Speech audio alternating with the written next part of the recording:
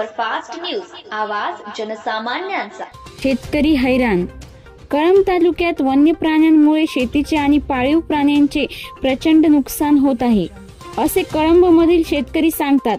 रानडुक्कर, रोही आणि सांबर यांसारख्या वन्य प्राण्यांमुळे शेतातील पिकांचे मोठे नुकसान होत आहे, ज्यामुळे शेतकरी त्रस्त झाले आहेत। या समस्येवर तोडगा म्हणून शेतकऱ्यांनी वन विभागाकडे वन्य प्राण्यांचा बंदोबस्त करण्याची मागणी केली आहे।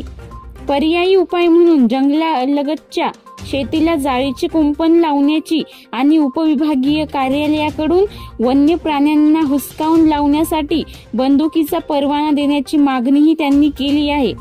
वन्य प्राण्यांनी शेतात धुमाकूळ घातल्यामुळे शेतकरी हैराण झाले आहेत। जनावरे पिकांचे शेडे खातात, त्यामुळे शेतकऱ्यांचे मोठ्या प्रमाणात नुकसान होते। जोडमोहा वन विभागाने तात्काळ यावर उपाययोजना करावी, अशी मागणी शेतकऱ्यांनी केली आहे। अन्यथा शेतकरी राजा तोंडात आलेल्या पासाला मुकेल, अशी भीती त्यांनी व्यक्त केली आहे। वन्य प्राण्यांमुळे झालेल्या नुकसानीची भरपाई वन विभाग देतो, पण त्यासाठी तक्रार दाखल करणे आवश्यक असते। मात्र सरकारी काम 12 महिने थांब यानुसार ऑनलाईन पोर्टल अनेकदा बंद असते आणि वन विभागाला जनावरांच्या पायाचे ताजे उसे पुरावा म्हणून हवे असतात, ज्यामुळे शेतकरी हवालदिल झाले आहेत। यावर्षी चांगला पाऊस झाल्यामुळे शेतकऱ्यांना चांगल्या उत्पन्नाची आशा होती, पण वन्य प्राण्यांमुळे होणाऱ्या नुकसानीमुळे शेतकरी आपल्या पिकांना वाचवण्यासाठी संघर्ष करत आहेत।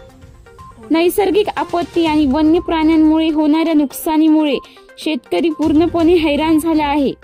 शेतकऱ्यांची वन परिक्षेत्र अधिकाऱ्यांकडे यावर तातडीने उपाययोजना करण्याची मागणी केली आहे। महाराष्ट्र सुपरफास्ट न्यूजसाठी पवन जाधव, यवतमाळ।